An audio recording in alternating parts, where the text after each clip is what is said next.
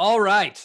And now we are going to get started without any of that small talk, since you know who we're talking with. And if you haven't listened to these guys on any of their podcasts or read any of their articles, go check them out. As soon as this podcast is over, we'll give you their Twitter handles and such. Chris, Connor, Jake Madison, Ross, Thevenot joining us today. So, Jake, I'm going to start with you. We're going to start off right away with the quote of the century via Eric Bledsoe. What did you think about what he said in the post-game media session yesterday about his lack of focus and not paying attention to what SVG said in the huddle? It's just such an indictment of so many different things wrong with this team all at once, right? Like, this isn't just a players thing. And like, very clearly he just wasn't paying attention and screwed up, and you just can't do it. It's tough to kind of fathom that out of an NBA player, let alone one who was an all defensive team guy last year. And it's just like, what are you doing after that game to the Knicks? That's just what I kept asking of, like, what are you doing? What is this team doing? But it's also on Stan Van Gundy. This has not been, a one-time thing. We've seen the same problems over and over and over again. At a certain point, his message and the way he's trying to reach these guys is not getting through to them. And that means he needs to change it up. And also it means that the game against the Nets on Tuesday night is one of those things of, we're going to get a real good test of Stan Van Gundy here. Is he going to bench Eric Bledsoe? Is he going to make changes to the rotation? Or is he going to just do the same thing that he's been doing all year long? And hopefully these guys will pay attention this time, which I don't know if that's really what you want to bank on, but yeah, it kind of summed up the whole Pelicans season right there in one quote of, yeah, I wasn't paying attention. And that's going to be Pelicans fans over these final 15 games soon. I'll bounce to you, Ross. I haven't been able to listen to Pro Pels talk today, but I'm sure we got a good rant from you on there. How are you feeling right now? Yeah, pretty similar to Jake, just sort of befuddled there, with the way we finished last game. I found your comment pretty interesting, Jake, about whether he would bench Bledsoe next game. I find that kind of tough to believe that he would go that route, considering after he. I'm not banking on it at all.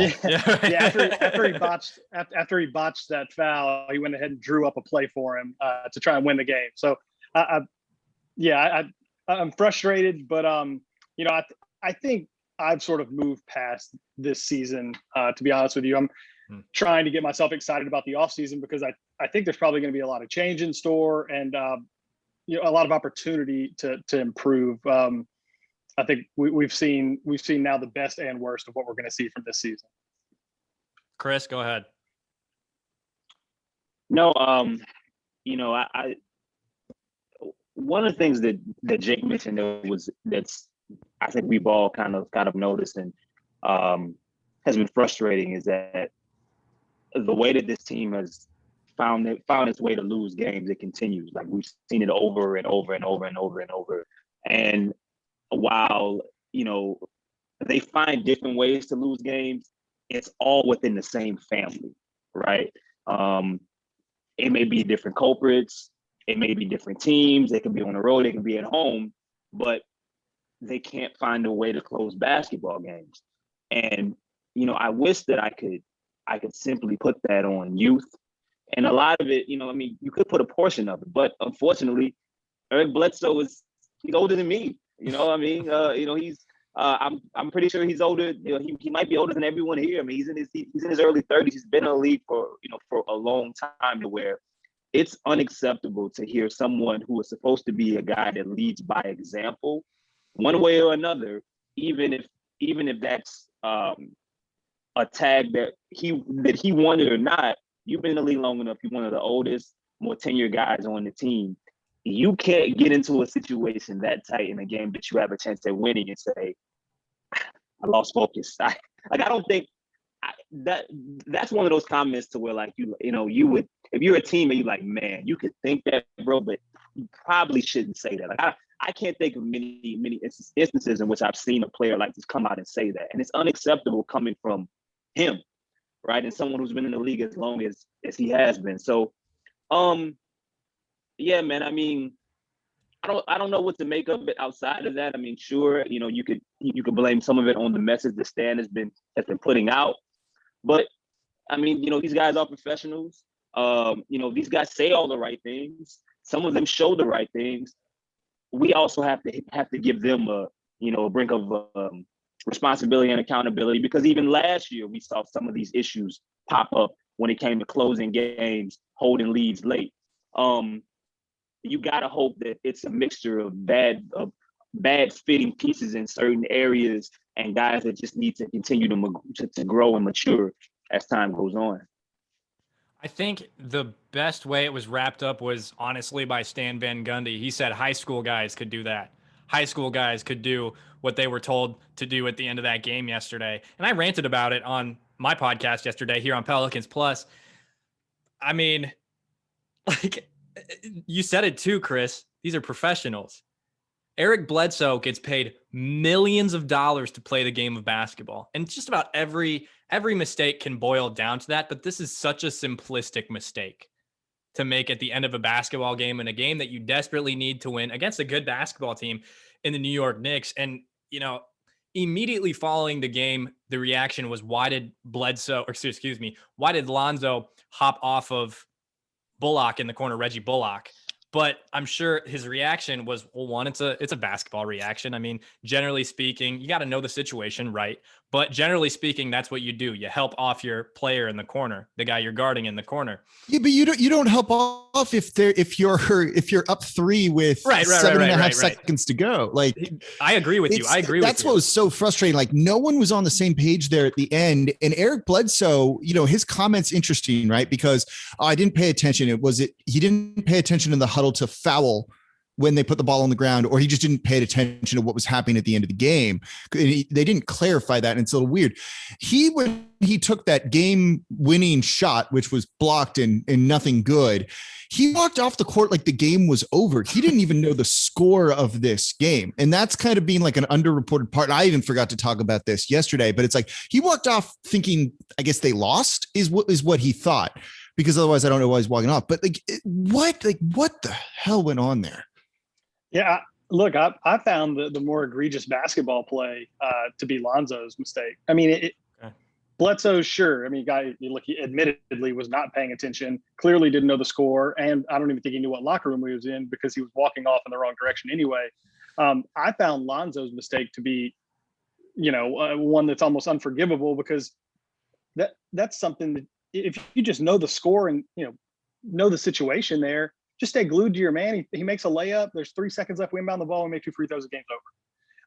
It wasn't even good help defense too. Like, he wasn't even in position to contest on Derrick Rose or do anything. It was just this, like, that's been indicative of their defense all year, right? Like, over helping, but not really doing a good job of over helping, where Lonzo steps in, gets put in no man's land, can't do anything about Derrick Rose, and Rose just makes the easy play at that point. It's one thing, like, if he took away a layup, but he didn't. It was just a mess all around. I know this game the other night bothered me so much watching it. Right. And the point I was going to make, Chris, are you going? Go ahead. No, man. I was just going to say, man, I get it's a natural instinct in Lonzo's case or situation to want to make a play at the driver there. But, like you guys mentioned, man, like, give up the layup, man. Like, you shouldn't even, like, there's no reason that you should even be close to thinking about leaving Reggie Bullock to begin with. Maybe it would make more sense in my head if you made that decision for, a guy who is a 30% 3-point shooter, or, is a non-threat. I mean, Reggie gets paid to make spot up threes. It's what he gets paid to do. And in that time, in that time and place, that scenario, given the fact that you were down, I think they were down 13 at halftime. They fought all the way back. You get in that position, man. Lonzo is too smart on that basketball floor to make that decision to make at that time. It doesn't, and it's crazy how these type of things continue to find this team.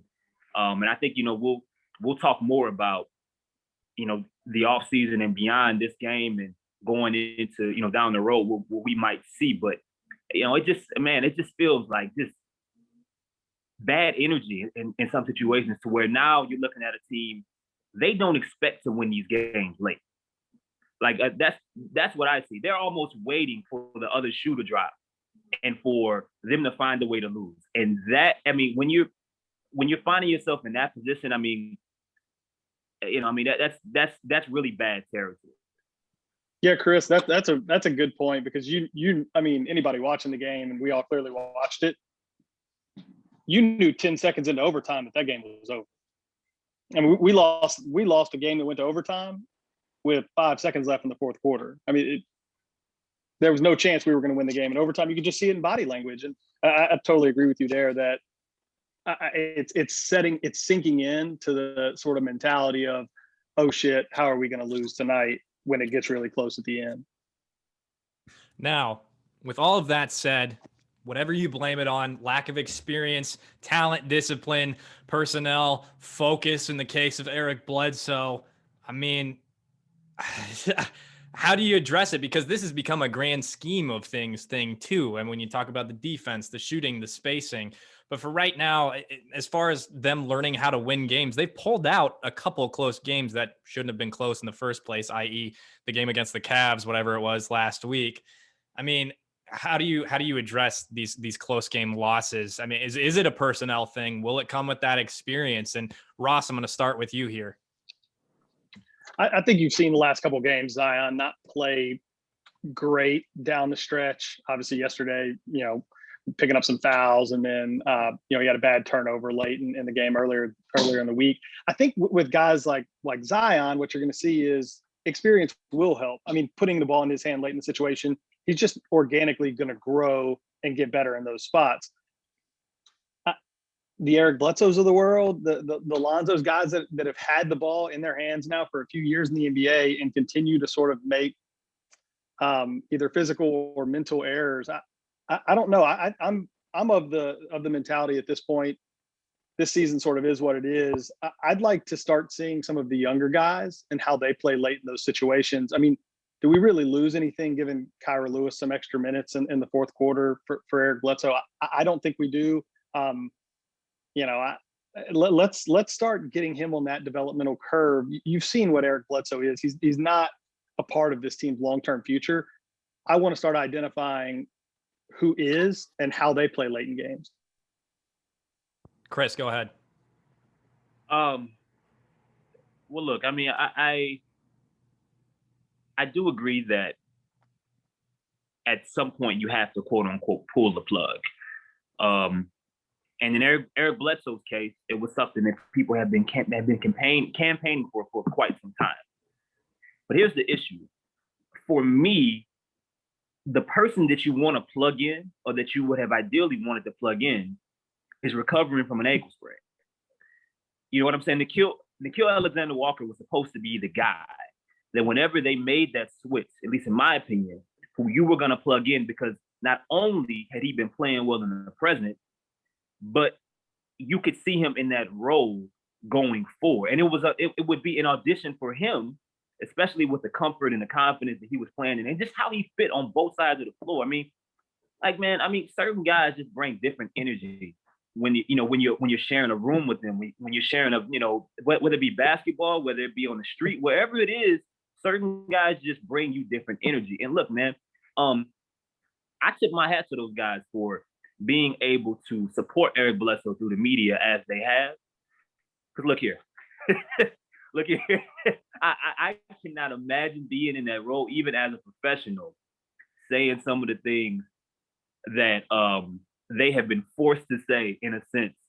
Because, the body language, man, is all. When you see Nickeil, they have guys that post, the Pelicans quite often post each other. They post, sorry, guys. The Pelicans quite often, they post each other, right? On social media, on Instagram, on Snapchat. How many times can you remember this year, any of them, from Jackson to Lonzo to Billy? I can't think of one time that they posted Eric Bledsoe. Not one. But they support Nickeil Alexander-Walker. I've seen him on multiple Snapchats. I've seen Jackson Hayes. I've seen Lonzo, B.I., Zion. I've seen Billy Hernan Gomez, Duncan. I think that for them, it's going to be very important to figure out what they're doing with that, because you have to think that, the guys, they feel that, man. They feel that uncertainty. They feel that a veteran who's been in the league possibly doesn't want to be here. And you have guys that will be here for the next few years.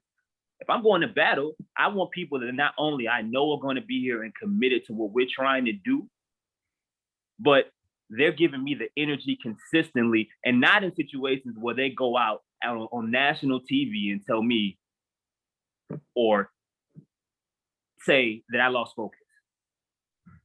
I don't know what happened there. I had even if it's honesty, that's just things that you don't want to hear. They have to figure that out. I don't know if that means giving Kyra Lewis Jr. more minutes, but I would have liked it to be a Nickeil Alexander-Walker. That was the guy that I felt fit best next to Lonzo and helped some of the holes that the team had, especially in the backcourt defensively. Jake, I'll bounce it to you. Yeah, I mean the end of game stuff I actually think is kind of simple. It's a lineup and it's a personnel issue. And Chris is right that Nickeil Alexander-Walker could help, but this is where spacing becomes a really big issue for New Orleans. And I'm actually diving into this deeply I just finished recording it on tomorrow's Locked On Pelicans, Tuesday's Locked On Pelicans. So I've got all the numbers on it, but this is where spacing becomes a problem, right? If you go back to the game against the Washington Wizards, where Zion was really struggling in that game with space issues, right? You had Gafford down low, just defending the rim. They were throwing 3-4 guys at him every time. In overtime, he was 0 for 1. He played all 5 minutes of overtime. He was 0 for 1 with 2 turnovers. At a certain point, there's just no space for him to operate because there's no shooters out there that are threatening other teams whatsoever. Brandon Ingram in overtime against the New York Knicks was 0 for 2. One of those shots was a 3. He got to the line a bunch in that one, but had a turnover too. And Zion only took 1 shot in overtime, or one field goal attempt in overtime against Knicks. There's literally no room for those guys to operate. Over the course of a game, I think it's fine, but in clutch time, 5 minutes remaining in a game where every possession kind of matters and you've got to look at it at much more of a micro level than a macro level. That's where shooting becomes a real big problem for New Orleans. If they have some more shooters that teams respect on there, I think you can probably win both of those games and maybe even the Knicks, obviously, in the first game. So that's where spacing becomes a huge issue and shooting becomes a huge issue for New Orleans. Eric Bledsoe's not being consistent from there. Steven Adams, maybe you need him out there to do the Steven Adams things he does, but at a certain point, you just need to freaking score, and you can't really do that down the stretch and in overtime. It's tough. Their offensive rating in clutch situations is 8 points per 100 possessions, worse than them in not the clutch. That's a huge issue, and that's a spacing issue at that point. And I think that's where you've got to look at this roster and be like, we really need to make some changes, and these aren't the guys we want closing games out. And so it's, comes down to one, Nickeil being healthy, Lonzo being consistent from 3 would be nice, but also maybe putting in a guy like Kyra who's shown he can hit the 3-point shot, or a guy like Najee Marshall who can give you quality on the offensive side of the ball, at least enough as a kick out man. That's what they need to start doing, because you've seen that closing 5 that they go with constantly just doesn't get it done in the final 5 minutes of the game or in overtime. And we really, really saw that over the weekend. Now, I think right now, obviously, we're talking about a barrage of issues that can be applied to that final 5 minutes, or that can be applied to the entirety of the game. Now, in those final 5 minutes, Jake, I think you nailed it there. A lot of stuff that I haven't even thought about necessarily, but the spacing being one of the main issues late. I know Ross, correct me if I'm wrong. I'm pretty sure Justin tweeted this out and got shredded for it from Pro Pels Talk, tweeting about having James Johnson in there instead of Steven Adams for spacing purposes at the end. Yeah, he's been pretty big on getting Steven Adams out, late in fourth quarters for a while now, and people really, they're eating him up about it. But I totally agree with him, and I think it's really manifested itself here over the last week. It's basically unarguable when you watch the game. I mean, like Jake just pointed out, you get laid in there, and there's just too many bodies in the paint to do anything. And Zion's not comfortable pulling up from the elbows yet, and you've got BI who there's just nowhere to go. So we find ourselves shooting a bunch of fadeaways, a bunch of 20-footers, which is we watch enough basketball. Those are just not the shots that you want to be taking, especially late in games. So we've got to find a way to spread the floor out. I don't know that. Again, back to Jake's point, part of it is a personnel issue. Part of it is we do have to use the people we have in better spots. And that falls back on Van Gundy. And it's as simple as that. Man. Well, I mean, you guys found a way to bring in the most controversial topic on Pels Twitter every game. Man, I look at this for so many different levels, man. I don't know if it's how much you point at Eric Bledsoe, you point at Steven Adams. When we're just talking about this situation, I just know you can't have them both on the floor at the same time in those spots. To me, it's not that it's just one or the other. It's both. Both of them on the floor, to me, is where it becomes most problematic. Because, and especially if Zion doesn't have the basketball, it puts Brandon Ingram in hell.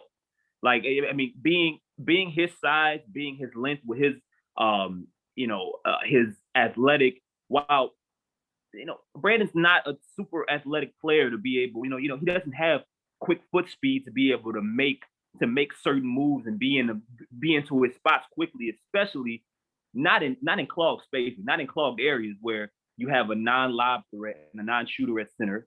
You have a guy in Zion in which eventually I think he will be a good 3-point shooter with higher volume, but he's the best finisher in basketball. Guys will live with him shooting.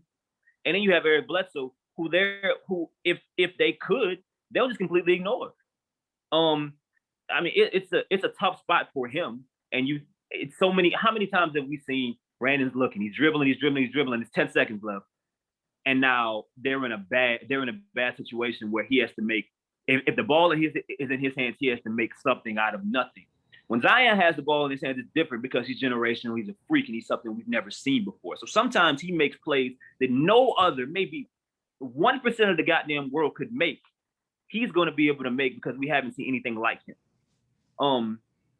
I think they need more flexibility when we're talking about from a center perspective, which is why, a guy like Nicola Melli was supposed to be, he was so important when bringing him back, because even if it's just a threat to be able to throw into those opportunities, guys that will take those moments, shoot the basketball, but not be somewhat of a liability on defense, will be great.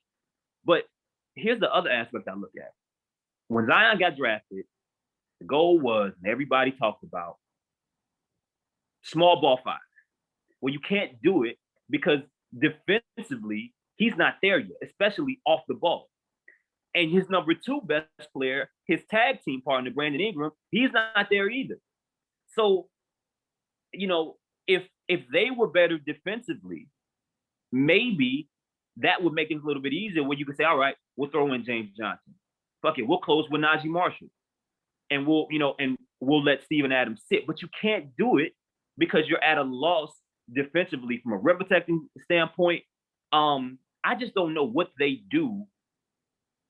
I'm not sure what they do closing with the particular parts that they have right now until those two guys completely say, no matter what, I'm giving you everything I have defensively. Because number one, that gives them so much more flexibility, and James Johnson will be a no-brainer. I mean, it would be a no-brainer, but you can't do it because Zion isn't there yet defensively, and either is Brandon. So, by the sounds of it, what this is all coming down to is personnel, fellas. That's what it sounds like to me. Now, when we look, we were just talking about those final 5 minutes, the close part of the games that we've seen a lot of, the Pelicans, well, shatting the bed, so to speak. When you look at the grand scheme of things, games overall, the overarching issues, is it spacing? Is it, I like to refer to it as shooting as opposed to spacing, shooting being the problem, or defense? What is your priority for this team? And we're going to get into the weeds of the offseason here because of this conversation. But what is your priority? All of those things are issues. But if you could fix one thing, like that is what I want to deal with this offseason. Is it defense? Is it shooting? Is it spacing? What is it? What is it? Chris, go ahead. I mean, as I mentioned, flexibility, man. I mean, that's, to me, overall, having the opportunity to, I guess, having access to different types of lineups would help them from that perspective. So, okay, if you have a guy who maybe, if he can stretch the floor at the center position, maybe he's not a good rim protector, but he's a good rebounder. Or in the inverse, he may not be the best of rebounders, but he's a good rim protector and a shooter. That would work for you. I think when we're talking about for the rest of the team defensively is I mean, of course, where they need the biggest I would say increase, because I don't think they're going to have problems scoring the basketball. You know what I'm saying? Sometimes they get into these issues throughout games because they go through lapses where they don't defend and they have breakdowns. So I think if you're able to fix it, mainly from your best two players, so many other things around them can change. If you're able to get stops, you're going to be in transition to where you're not into so many different half court sets to where you're in these clogged areas. They're going to make the roster changes, man. I think you lucked into being able to see what Najee Marshall can do and James Johnson, because they're the type of guys that this franchise has been searching for since damn near they came here. You know what I'm saying? So being able to gather those two guys, Najee being a wing, James Johnson being that 3-4 guy, if you're able to, to bring them back happily, you feel something that I wasn't sure, which route they would go to be able to fill. Now, in my opinion, it's replacing Billy Hernan-Gomez, unless Jackson takes another step as a 3-point shooter, which he could ultimately do. But replacing Billy Hernan-Gomez with somebody who can bring you some semblance of shooting, and you need your first two guys to, and we've been hearing it all year from Stan Van Gundy, they have to be the ones to bring their lunch pail in regards to setting the tone defensively, and the other guys will follow. And if you do that, so many other things will open up for them. Jake, go ahead.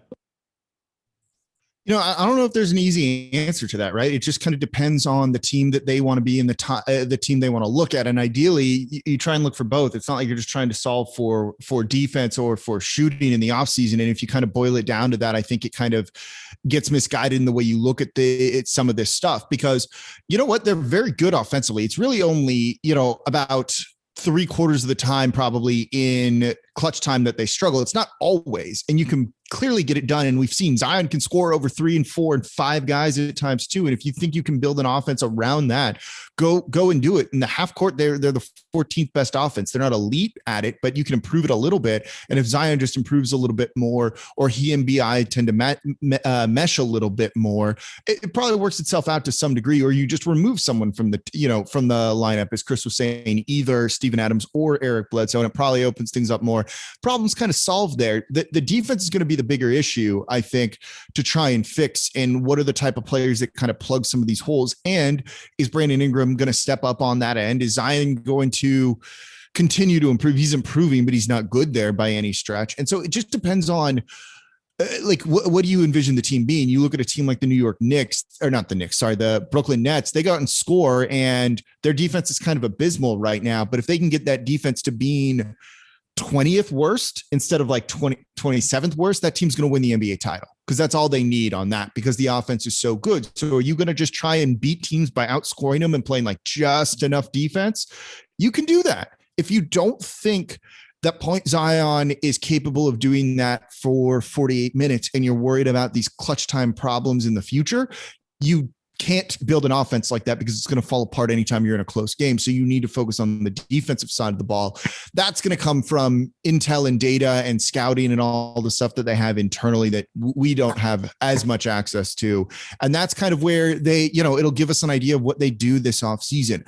I'm inclined to believe they'll probably try and go with some of the more defensive side of the ball while adding kind of role-playing shooters around the team.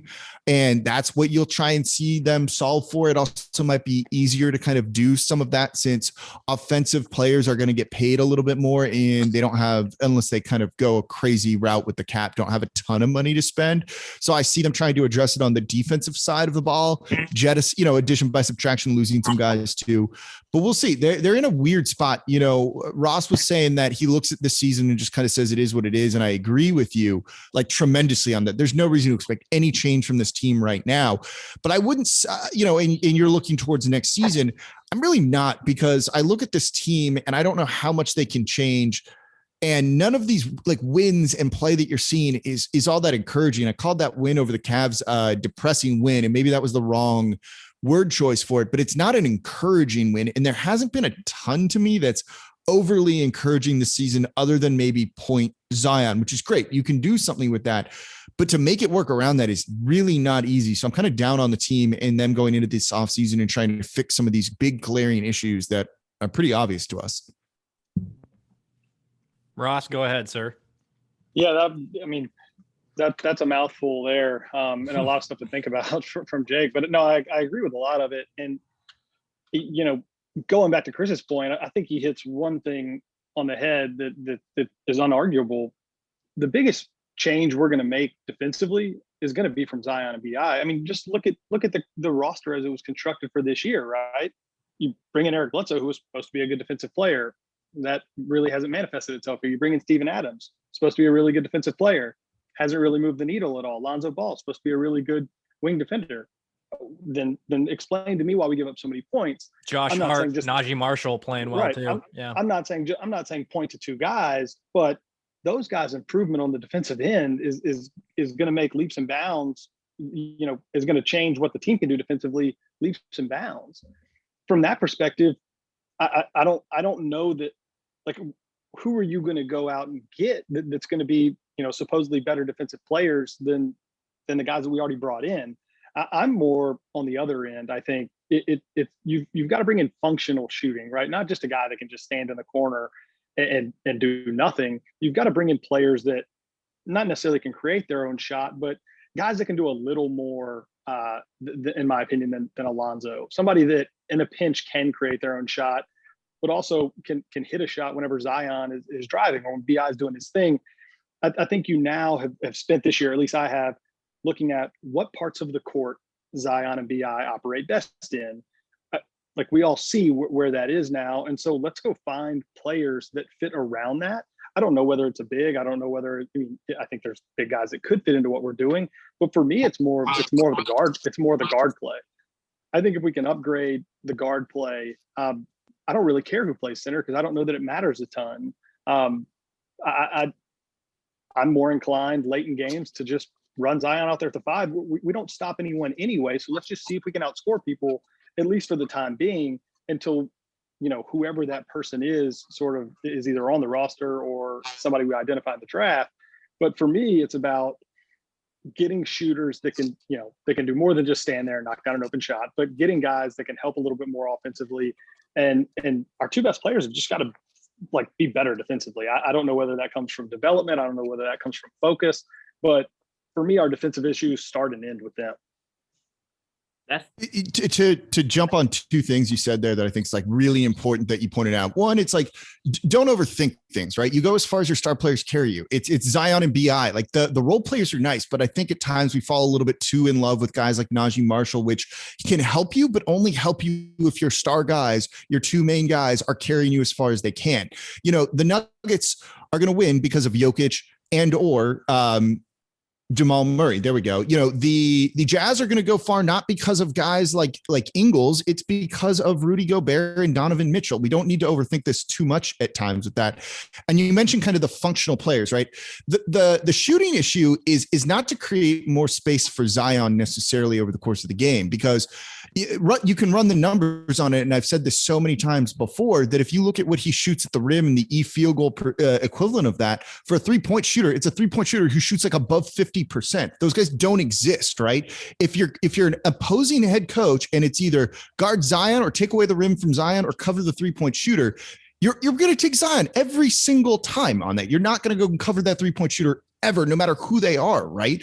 And so you need shooting that can do other things. That's part of Lonzo Ball's trouble. He's a catch and shoot guy. He doesn't create off the bounce to suck out a defender and make you guard him at least out on the perimeter. He doesn't do a whole lot of any of that. It's just he catches the ball and he launches it, but he doesn't create for himself. And you see that when Zion can't get anything going late in games because they're walling him off, you need someone else to get their own shot. And BI can do that to a certain degree, but it's more of a mid-range jumper, and that you run into problems with that just being not the most efficient shot selection. And if that fails you, you're in trouble. So you need guys that provide shooting, but are credible threats in other areas of the game. It's not necessarily the easiest thing to find, right? Every team wants more of those guys. And that's why you look at this offseason and it's David Griffin's got some work cut out for him. And I think you wrapped it up right there at the end there, Jake. When I talked with Antonio Daniels, when this podcast was still believing the New Orleans Pelicans, he always, he said it once and it hit me pretty hard when he said it, but we're talking about all these needs and how the Pelicans can improve and what type of players they should get. But when it comes down to it, how does that happen? We're talking about the ethereal, the ideal, but who is that? How do they make that happen? How do they go out and get whoever this is? Are you hoping you get that through the draft? You develop a player like that through the draft. I just saw Fletcher Mackel, his ideal offseason, saying something about getting getting Jeremy Grant this offseason. I don't know how. I don't know. It's about plausibility. It's about whether or not things are logical, and David Griffin and this front office, Trajan Langdon, can make things happen. I mean, is any of this plausible? That's what this comes down to.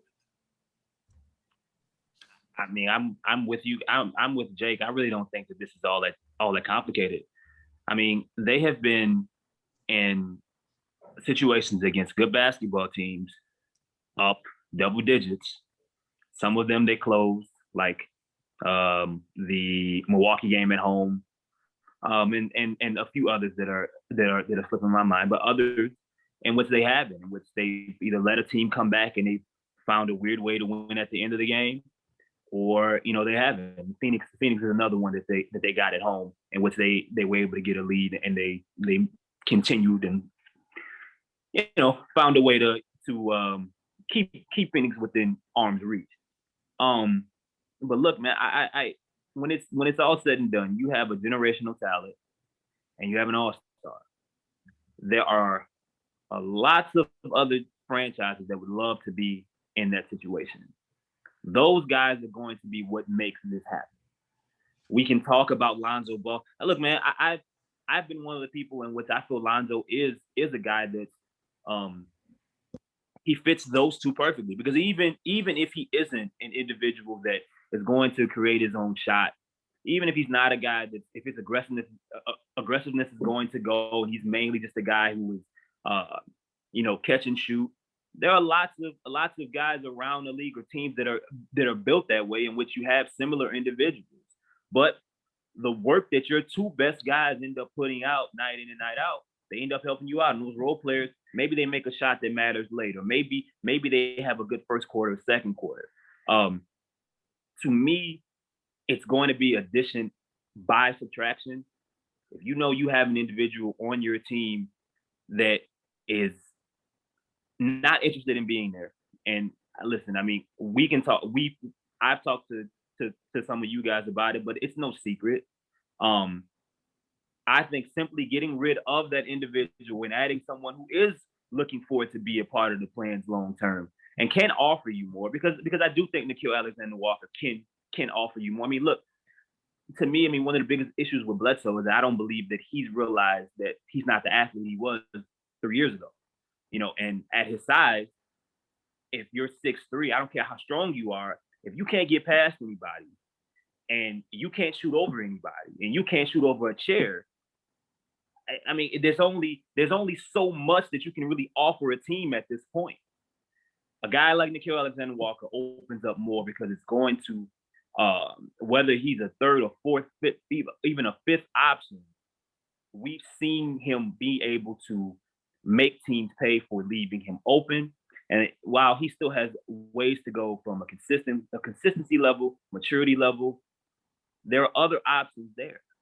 And I think you're going to be looking at a spot in which the team will breed off of that.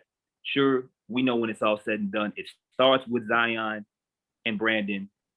But I think one switch, one little change, and I mean, there's so many different teams. I mean, to me, that you can point at throughout NBA history, man. I mean, like, I think of the Lakers, for example. Before, people forget, before Kobe and Shaq finally won, they had a lot of issues, and Kobe and Shaq both had to mature. They got rid of Eddie Jones. They got rid of Nick Van Exel. Guys that went to other places and ended up getting better. People thought that would end up hurting them. They end up winning championships. When you have a generational talent and an all-star behind it, they will figure it out one way or another. We don't have to make this much more difficult. Get rid of the pieces that won't be there. They don't want to be there. Find a way to make that work. You have enough youth and talented players around that are going to be with each other at least for the next 2, 3, 4 years. There's a way to get this done, and I think that they'll find it. Ross, Jake, thoughts? No, yeah. Look, it just goes back. I agree with him. I think the focus has to be on those guys and their continued improvement. I mean, there are players around the league that I find really interesting that I feel like from a fit perspective, we should take a long look at this summer. You've accumulated all these picks and all these assets and stuff, and at a certain point, you've got to get players that are ready to win now. I think there's this notion that Zion and Ingram aren't necessarily, that they have a lot of room left in their developmental ladder, and I find myself disagreeing with that a little bit. I think Ingram is, he's very good. I think he's got some room to improve defensively. Same with Zion, but if you can only argue so much how much better can Zion get offensively. Sure, there are little improvements, but those guys' development and value to the team is going to come on their improvement on the defensive end. They're both great offensively as is. When I look around the league, like I take a look at a team like Portland, right? That's staring next year in the face. I don't see them as a champion this year. They're looking next year in the face with, 130, $140 million sitting on their books. And they have two players that I find pretty interesting. CJ McCollum is probably slightly overpaid, and Norman Powell, who's definitely going to turn down his player option. Those are two guys that I think can get a bucket and are at least a threat from the outside. And there's countless players like that, and one of those guys will be available, and one probably might not be. But there are guys around the league I think that are interesting, and so it's about how we use the assets we have available to improve the roster next year. And that's kind of what I meant by I'm ready to get to the offseason, just because I'm sort of fascinated at what direction we take the roster to start next season. Well, and Elliot, you mentioned it's like, how do you go and get those guys? They have the assets and a war chest of picks to be able to go get pretty much anyone they want in the league for the most part, or anyone who's kind of attainable. And at a certain point, you do need to start cashing those in. Those Lakers picks are starting to convey after this season, and those picks aren't going to be particularly great, and those picks are more valuable before they come actual numbers in the draft and actual players that you draft with that. So you've got to start using some of these things to make some moves. And also, look, to some degree, there is a bit of a clock ticking, on all of this, and this team potentially working out too, and the pressure that the front office is going to be on and all of that stuff. So they're going to start making fairly aggressive and drastic moves, if you want to call it like that, or maybe aggressive is better, to try and shore up this roster and figure it out. And I think they have at this point, they should have an idea of the team they want to assemble. If they're still kind of unsure of the direction they want to go, that's a big problem. I don't think that is the case whatsoever. And there's probably a direction they want to go in a way they see this team succeeding. And that's probably what's going to start to become much more clear this offseason with the moves that they're going to make. Look at Milwaukee. Look at the different type of changes that they've had to make. At one point, people thought Jabari Parker was going to be, a number 2 or number 1 guy in their organization. It didn't end up happening. You had Greg Monroe was there at one point. I mean, they've had multiple changes in regards to philosophy, coaches, talent. They found a way to make it work. But when it was all said and done, they knew who it was centered around. Maybe this conversation that isn't being had but that would be at some point about Brandon Ingram and where he fits. And if you can have both him and Zion together, if neither of them are going to fully take the reins to apply themselves defensively, and it may not be an insult to any of them individually, if you just know at that point, you got to pick one over the other, you're going to pick Zion, right? I'm not on that train yet. I believe in the mentality of Brandon. I've seen him be at worst an above average defender in certain spaces against certain matchups. And we saw him come out, start off the preseason with a lot of that energy, and then it left. So we have to figure out what's happening there. But there are examples of, teams, Milwaukee, we from them getting, Brook Lopez, and now they're with Drew Holiday. Who knows where they go from here? But look, when it's all said and done, there are multiple ways to make this happen. And like you guys all mentioned, with the war chest of assets, I do expect them to be aggressive fairly soon. I don't know how many shots in the chamber they have at being aggressive and which route that they will end up going. But it's going to be really interesting to see how soon they make it and which route they go. Yeah, I'm actually glad you brought Milwaukee up, Chris. Justin and I spent a lot of time talking about that today because I find them to be at least, a little bit in theory and in practice, a team that's similar to us from a player perspective. In the type of area of the court that Chris Middleton likes to work is somewhat similar to Brandon Ingram. And obviously Giannis at this point is, a sort of, well, I don't know. I guess he's still different than Zion, but offensively, at least, they do a lot of the same things. Giannis on a whole nother planet defensively than Zion at this point. But just looking offensively, you've got those two guys. And so what have they done? They went, that Brook Lopez is sitting out there stretching. They bring in a Bryn Forbes type. You've got Drew Holiday.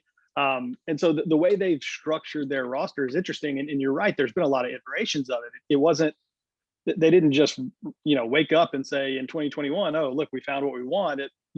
They've made additions and subtractions to that roster every year, including, kind of the Bledsoe and Holiday flip. So yeah, I'm fascinated for the offseason, but I think they're an interesting example of how to continue to try to improve your team around, I include Middleton there, but let's be honest, they're really building that roster around one player and his specific skill set. And the one thing that I hope our team takes from that is the way that Middleton and Giannis apply themselves defensively. We need our two, our superstar and our kind of perennial all-star to do the same. And if they do, I sort of think we can make a jump similar to the jump that they made. And then what did they do? They offered him the Supermax. He's the most highly paid player that's ever played in the NBA, and Giannis. And then they got Drew Holiday, incredible defender, complements a lot of things. He's a great primary ball. I guess maybe not primary, but ball handler. And they paid him 4 years, $160 million. And it's Milwaukee. Y'all, I live in Madison, Wisconsin. It gets freaking cold up here. People have their choice of where to live. These NBA players have their choice of where to live, and they've chose to take less money and end up in Milwaukee. That's what star power does in the NBA. And if the Pelicans are able to follow that model, maybe not necessarily the coaching model that they've had with Mike Budenholzer. I mean, I really like that comparison. And to go way back on this conversation, Chris, I really like the idea of addition by subtraction and remembering the fact that there is this treasure trove of picks and some assets that the Pelicans can use this offseason. And damn, I hope they're active, like you're saying, Jake, too. Well, I mean, they need to be, because you've seen this roster isn't going to take you very far as it is. I push back on some of the Milwaukee stuff, though. It helps when Giannis is a defensive player of the year guy and multiple times. It makes it a little bit easier to build around some of that and have some of that flexibility to change different styles. And even looking at Zion, I don't know if he kind of projects anywhere close to that level. That's a bit of an issue. All of their guys play both ways. Middleton's very good on the defensive side of the ball too, while being kind of the perfect complementary offensive piece. And I do think Ingram is a perfect complementary, at least right now, offensive piece for Zion Williamson. He's putting up the same numbers he put up a year ago when he was an all-star. He's doing it on a massively different shot selection that shows he can work, right? Otherwise he wouldn't be putting up some of these same numbers. That's where it's like maybe they need to address the defensive side of the ball a whole lot more, because if you can't get stops, it's going to be tough unless your offense is perfect every single possession. And that's pretty tough to do. You have maybe a little bit less of a margin for error, but also no one's taking discounts to go to Milwaukee. They probably overpaid Drew Holiday to a certain degree in terms of raw salary per year, but they have to do that, right? Like, you have to dip into the luxury tax. You have to overpay him because you're in a small market that isn't a destination.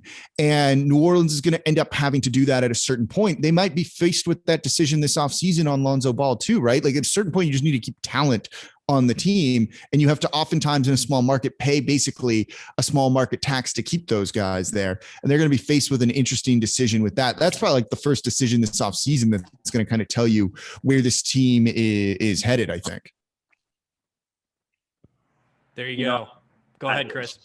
No, and something else I thought about here as we were, as you guys were bringing up, I think Jake Jake mentioned earlier. No, I'm sorry. It was Ross earlier about Lonzo's defense. They are going to need a guard that can truthfully stay in front of point guards. I think Lonzo projects best right now for going forward most nights, unless it's against someone like a Ja Morant, until Ja is more of a consistent threat from deep. I think Lonzo best projects guarding shooting guards. I think that's where you get his best strength when we're talking about on-ball defense. He just doesn't have the foot speed, the quickness, and the ability consistently to fight over screens time after time against these point guards every night. It's just not. It's not who he is. And it was one thing that makes Drew Holiday so special and important that I think a lot of people, including myself, maybe took it for granted, because Drew was the guy that was guarding those guys, in which Lonzo could be more of a safety and play off ball and be able to work in areas that let his instincts and his length shine best. That's where you get the best out of him: the deflections, the interceptions, the ability to guard people with his size that he can truthfully stay in front of, versus having to guard point guards consistently while dealing sometimes with a center and Steven Adams that is gonna be forced to play drop coverage, and it's gonna put the team in hell every single time. Nickeil Alexander-Walker, Eric Bledsoe was a guy that I think some of us believe. I never thought he was going to be Drew Holiday, but I thought he was going to be able to do some of those things. I thought he had something left in the tank when it came to being an on-ball defender, at the point of attack, guarding guards on high screening roads, night in, night out. I was completely wrong, completely off base, and obviously I didn't watch enough Milwaukee basketball games. So, yeah, man. I mean, I think they have to figure that out. That's another reason I'm on the Nickeil Alexander-Walker train, because his length, his activity, his communication, it shines best, I think, in that role, and it fits well with Lonzo. But whether it's Lonzo, they're gonna have to find someone else who can guard point guards consistently, night in and night out. I mean, I think that's really important. I don't know if it's talked about enough. All right, I'm going to wrap up that part of the conversation because we could talk about that for hours. So now, to move forward, I want to make this part a little quick so we can get to some questions from some listeners on Twitter. But the Pelicans have well, maybe not officially, he will be able to start, I believe, within the next week. But correct me if I'm wrong. Didi Louzada coming to New Orleans from Sydney in Australia. Put out that thread today, which is a little fun to go through that. I don't know if you guys saw that, but got to look at his defense, his perimeter defense, very well known for that in Australia. I don't know. Does this excite you at all, adding him to the roster? Maybe not necessarily this year, but the future of Didi. I know he is beloved by the front office and a guy that could really do a lot for the Pelicans defense. Jake, I'll start with you. What do you think about Didi? Yeah, look, the Pelicans front office is very high on him. And even going back to last season, they thought he'd be one of the better perimeter defenders on the team immediately. You need a guy like that. His offensive game hasn't grown like we'd have liked to have seen it in Australia, though there've been a couple flashes and point explosions there. But this is just a smart move to get a jump on next offseason. You save the mid-level exception this offseason, which likely means they're looking to use it, meaning they're going to be very active in free agency, and they're going to probably try and clear some space out, meaning guys like Eric Bledsoe. I don't know if Steven Adams is going to be out, but it just kind of signals that they're in store for a very busy offseason more than anything this year. Chris? Yeah, I mean, I think anybody that can bring the not just the defensive activity that Didi brings. I mean, from day one. I mean, I think he's a guy that can be a plus ball hand. I mean, a plus on ball defender. And with this team, they do need more guys like that. And I mean, you're talking about a guy that if he becomes a respectable 3-point shooter, and I mean, you never really know. But I will say, the Pelicans do have a guy in their building by the name of Fred Vinson who is kind of good at these things. So maybe spending more time with Fred could be a situation that would really bode well for him. And then you're really working with something. He's a guy who, when I look at him, he's 6'5", 190. I mean, he has a similar build to Lonzo, to be honest. But a lot quicker, a lot more active, being able to move his feet. and he brings a different type of energy and aggression that, I mean, this podcast is probably PG. I can't say what I would like to say to describe him. But, do it. I mean, I think he's a part of like the asshole list that I would, yeah, that this team could use from, when we're talking about just that overall aggression, especially on that side of the floor. They need people that harass other guys night in and night. I think Didi could be one of those individuals, but we have to see, how he projects to the next level or this level.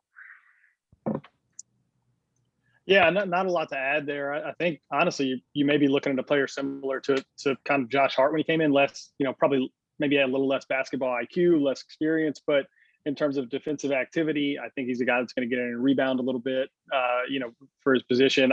I worry about the shooting. I worry about sort of just overall offensive sophistication. How does he fit on that end? Look, defense always translates. If you're going to go out there and bust your ass on defense, that plays. It just plays in the NBA. There's, a lot of guys that are taking that side of the floor off a little bit. So, you can find minutes in the NBA by going in and just, to use Chris's word, just harassing people defensively. And the Pelicans certainly have a need for that on the wing. I worry about the offensive fit. I guess we just have to, we sort of have to see. I do like the idea of getting him here this year, start to evaluate some of that. And then you get a whole summer league, or at least a whole summer rather. And we'll see what he turns into. I'm again more curious on the offensive end than I am defensively. You know what you're going to get from that side. Right. And something that, we talk about with defensive players is active hands. I mean, Didi's got not only active hands, but when you watch that one specific video that I tweeted out in that thread, is the dude has active feet. Every single possession, he is just hammering his feet. It's like there's pistons out there. It's nuts. And I think you're going to get effort. I mean, he is, based on his Instagram story of having 79 different pictures or videos or what have you, he is thrilled to be a member of the New Orleans Pelicans. And you can't put money to that. I mean, like it's priceless to have a player who's excited to be a part of a small market like the Pelicans, who haven't necessarily had a ton of success in the league. And in terms of his frame, apparently, according to that ESPN article, he's gained 40 pounds in the last 2 years. That's a lot of weight. And I think I saw somewhere that he's 6'7" now as opposed to 6'5". I could be wrong. I don't know if that's true or not, but that is a massive 2 inches is a pretty significant difference. And correct me if I'm wrong, if you guys have seen something other than that, but as far as I know, that's where he's at. I saw the 40 pounds thing, and that kind of made my jaw drop a little bit too. I mean, like 180 to 220 is a boy to a man in the NBA. I mean, especially, drafted at 6'5", 180-ish or whatever they said he was. And he did look a little thin, a year and a half, 2 years ago, but are you telling me 6'7", 220 now? Is that is that what we're meant to believe? I couldn't that's tell a whole you where different, I saw it. That's kind of like an animal. Right. Exactly. Okay, fellas. Now let's transition a little bit. I know it was nice. First of all, before we transition, there's a lot of negativity in Twitter in general, but Pels Twitter has been a little rough as of late, as the season looks like it's going to come to a close here fairly soon. Playing conversation kind of going out the window. Fun to talk a little positivity about Didi Louzada. If you guys didn't mind that, I definitely enjoy talking a little positivity when we can. But anyway, questions from the Twitterverse. Stan or at SGman31 is wondering, well, we've already talked about it, but what type of shakeup we were expecting this offseason, if any. We've kind of addressed that, what the Pels are looking to do, what type of players they're hoping to add. But the second question, I'm going to phrase it a little differently than he said. He said, if the team landed the number one pick, who would you select or what would you do with that pick? Now, it'd be a freaking miracle if the Pelicans somehow got that number one pick overall pick again.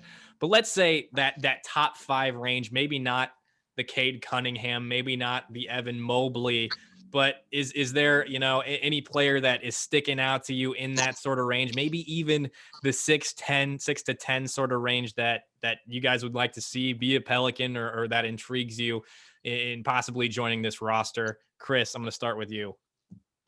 That was something I have not thought about, the number one pick. What's so interesting about that is that, like, the minute that this team gets, if that were to happen, hypothetically speaking, you combine that with already the amount of picks and swaps that they have. I mean, who knows who knocks at your door? You know what I'm saying? Like there's no telling what is being dangled out there. You can Jake mentioned before that the Pelicans could probably, where they stand right now, get almost anybody they wanted. Well, I mean, this goes beyond that. They can probably get anybody in NBA history. If you talk about the number one overall pick, you know what I mean? I think I would probably look to see what is out there, because I think, from a development standpoint, it's clear that, you have other talents right now that, Kira Lewis Jr., that, you want to see more out of. You're currently developing. You're still working with Zion, who's going to be, by the time the season is over with, he still won't even he haven't played 100 games. You have a bunch of guys under 25 that you're working with, helping. I mean, I'd be really, really curious what the trade market would look like if a guy like Karl-Anthony Towns is available. That would probably be my choice. I'm curious what the other guys would think about, or what route they would go. Yeah, I'm 100% with you, Chris. There, the number one pick. I would probably still be interested in Cunningham, just from a size and style and fit perspective, like what he could probably do with what we have. Plus, he seems to be a little more mature. He's got a body that's ready for the NBA. Like, he's a little different, and I'm still not sure. Like I still would dangle it for sure.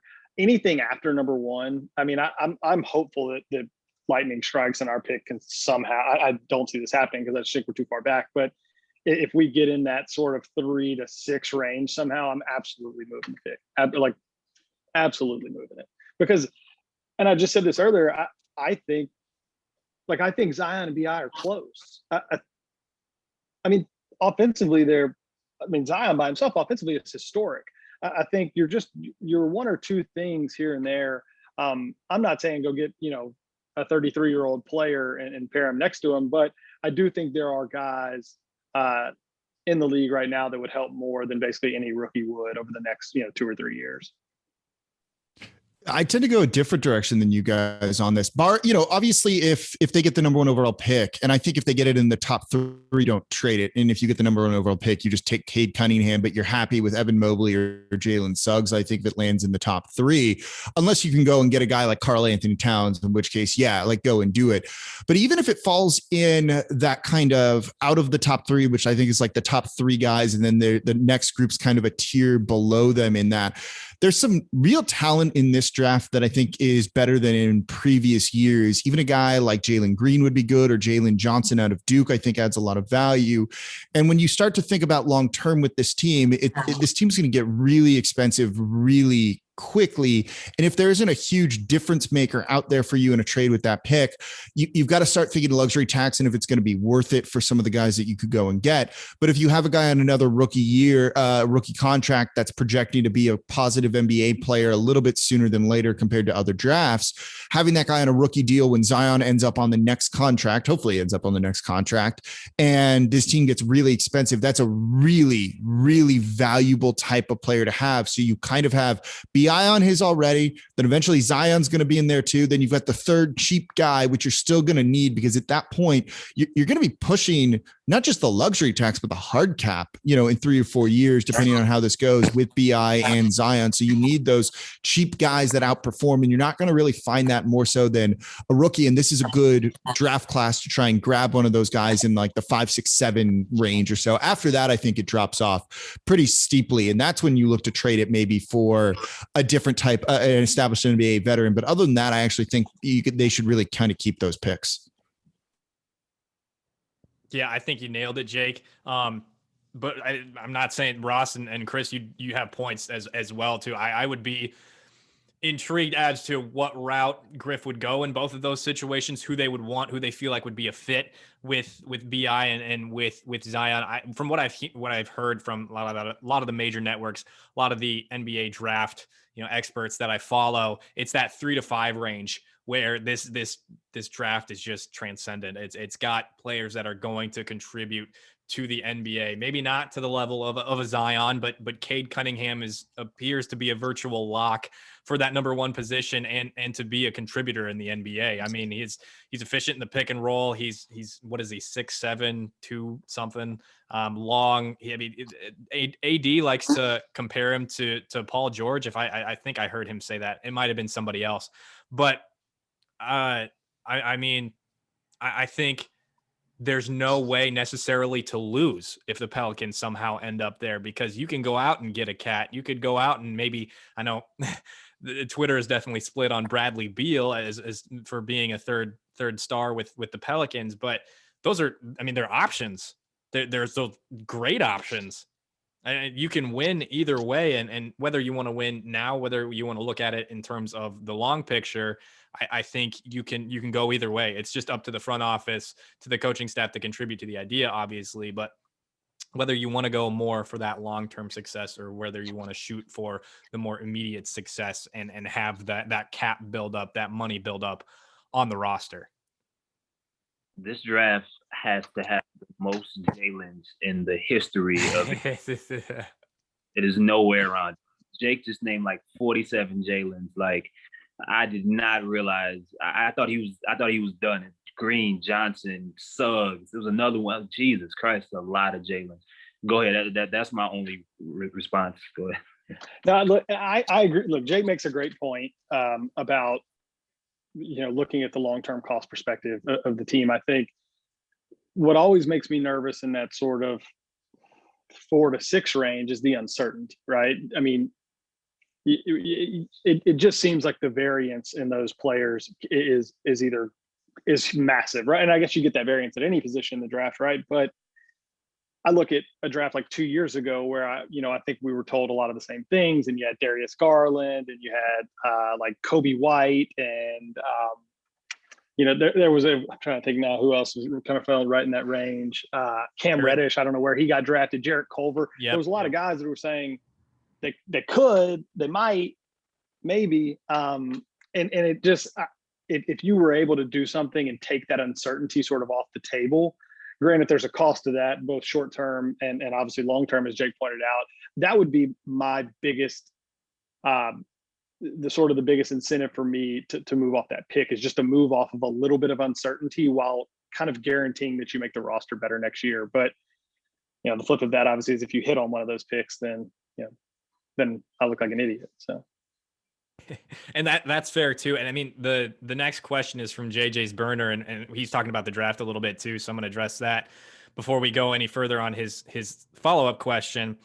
Is any guys you like in the draft, or should we just try and move the picks? Now, the Pels have that. I mean, I don't know how the whole pick swap thing works with the 2021 Lakers pick this year. Somebody explain it if you know it. But I know they have that first pick in the draft in the first round, and then they've got 3 second-round picks. So they're not going to use all 4 of those picks. 4 second-round picks. Thank you, Jake. 4 second-round picks, and they're not going to get the Lakers pick this year. Okay. There you go. So you got 5 picks going into one draft. They're not going to use all of them. They're going to package them for something. They're going to move up. They're going to move. Get players. Right? Am I wrong? I'd be freaking floored if they brought in 5 rookies this year. No, they won't do that. But you've also got to factor in like the second round picks. That's why I just don't think these things have a lot of value. They'll move. They'll try and combine 4 into 2 and then maybe 2 into 1, or they'll draft 2 guys and just stash them in the D League would be my guess, with them owning their own G League team, whatever it is now, and then needing to fill out that roster. You can sign them to Exhibit 10 deals and kind of fixes some of that. But no, they're going to look to try and move a lot of that stuff, likely attached to potentially an Eric Bledsoe trade. Y'all good, Ross? No, yeah. So now I'm laughing at Chris over there. Thumbs up when he heard Eric Bledsoe trade. No, the one, as you know, I didn't watch a ton of college basketball this year. What I did watch was the back sort of, the tournaments, obviously the conference tournaments, and then the NCAA tournament. And a guy that sort of like jumped off the screen, and I'm sure he'll move up draft boards. But the last I looked, he was kind of falling in our range, was Johnny Juzang at the UCLA, who's a kind of a tall, sort of a Brandon Ingram type body. And I mean, he looked like an NBA player to me. He scores like an NBA player for sure. Offensively, he looked great every game I watched. He would be a guy that if we're sitting there in that like 9, 10, 11 range, if he's around, I'd like to see him. Other than that, and other than him and basically the top 3 or 4 guys, I don't know a ton about the middle of the draft. And I guess now that we're sitting here at 25 and 32 or whatever we are, I can start maybe focusing on that a little closer. I know towards the end of the lottery, I've heard a lot about Corey Kispert being the next Joe Harris or what have you. That's a name I've heard a lot about. I know there's just a boatload of 6'7" wings in this draft. There's a ton of them. That's something I can tell you for sure.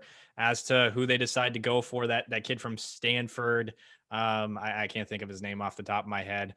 Obviously, I'm enthralled with this draft, but that'll be something we talk about a lot coming, when the draft actually happens for sure here, at least on Pelicans Plus. But that sound good to you guys? Any other names that you think of? No? Okay. All right. Now, this last question from JJ's burner. What do we want our starting 5 to look like next season? Now, after all of the conversation that we've had today, that is a hell of a question. Chris, I'm going to let you break the ice on that one. What I want versus what I can envision are probably 2 different things. I don't believe that this team is that far off. I think it's minor tweaks that you end up making. And as guys mature mentally and physically, I think a lot of the other things will take care of themselves. Personally speaking, after seeing what I've seen, and I'm hoping to see more of Nickeil Alexander-Walker, hopefully before the season ends. He may not get more than a couple weeks at that, but we'll see. But my focus is on Lonzo, Nickeil, Brandon, Zion, and I do think Steven Adams will be a part of that fold. I just don't know if Jackson's going to make that big of a leap to where you're entrusting him in that. And I don't see what are the options that they'll really have to make unless they make a big, a large move. So that's what I think. And based off of that, I mean, that's what I would, want or envision. I think that's a tough question, because what I want and envision, I think, are two, or what I want and what I think is reasonable are 2 sort of really separate things. I won't sort of belabor the point and go through the whole Steven Adams thing again. If you're interested in that, just go look at my Twitter. But I don't think there's any way we could move off Steven Adams, even if we wanted to. I just don't think he has a ton of value around the league. And I think his contract is kind of gross. But I think you're looking at, obviously, Brandon Ingram, Zion Williamson, and Steven Adams in the starting lineup next year. I think either Eric Bledsoe or Lonzo probably isn't on the team next year. One of them is, one of them won't be. But at any rate, I think, you're looking at BI, Zion, Adams, Alexander Walker probably moves into the starting lineup. And then I don't know. I really can't say. I'm hopeful that we don't do anything silly with Lonzo Ball in terms of an overpayment there. But again, I don't know. I would love to see us go out and find some more capable backcourt players, but it's going to be tough to do. I think Jake said it earlier. Griffin's got his work cut out for him. It's not as simple as some folks would like to make it seem, to just sort of repair what's happened to our backcourt. My hard-hitting analysis of it's tough to build an NBA winner right there. It's not about the starting lineup, right? It's about the closing group and what's not working at the end of games. And it goes back to what we talked about at the beginning. The starting lineup's fine. Like, again, for 43 minutes, a group like that can work. It's when every single possession matters late in the game, when you can't really afford to have as many screw ups or empty possessions, is when it really starts to hurt them. For there, you need more versatility. You probably need some other offensive threats, not necessarily shooting, but guys who can create their own shot or are capable enough 3-point shooters to at least press on a defense and not make them just completely ignored. And that's kind of what you look for, in terms of Lonzo Ball. If you want to focus it on the starting lineup, it's fine. They'll be fine with him. They'll be fine without him because of what Zion and Brandon Ingram are able to bring to the table. And if you think it's not worth the overpay on him, don't overpay him, but you've still got to put talent out there and you need to find a replacement in some way. So that's kind of what you're looking for in the starting lineup, but it's more the closing group and the guys that are going to carry you down the stretch that I have bigger issues. I don't mind what we're seeing right now to start the game with. For me, I think Jake, you make a great point there in terms of finishing the games. Obviously, Zion, Brandon Ingram, a lock. Steven Adams, I feel like is more or less a lock at that center position. I'm hoping for Nah to start, and then that fifth spot, who would play the pseudo point guard, whatever you have, given point Zion and his rise at that position. It's kind of a crapshoot. Like, at this point, we really have absolutely no idea. Like, if are they going to overpay Lonzo? Or are they going to just, give him a reasonable contract? Is that all he's going to get offered? What happens to Eric Bledsoe this offseason? It's just an incredible question. And I think you guys did a great job of answering it as well. So I think we'll wrap up there. Gentlemen, this was fun. Thanks so much for joining. Definitely on late notice. Like I said, prior to us recording, I definitely put that together last minute. So appreciate you joining this late on that. And guys, go follow people who listen at Nola Jake Madison, host of Locked On Pelicans, Chris Connor at Impatient Bull of the Bird Rights, and then Ross Thevenot at Boot Crew Ross of Pro Pels Talk and Boot Crew Media. Gentlemen, thank you so much for joining. Thank you, Thanks, man. Elliot. Appreciate it. Of course, happy to be here.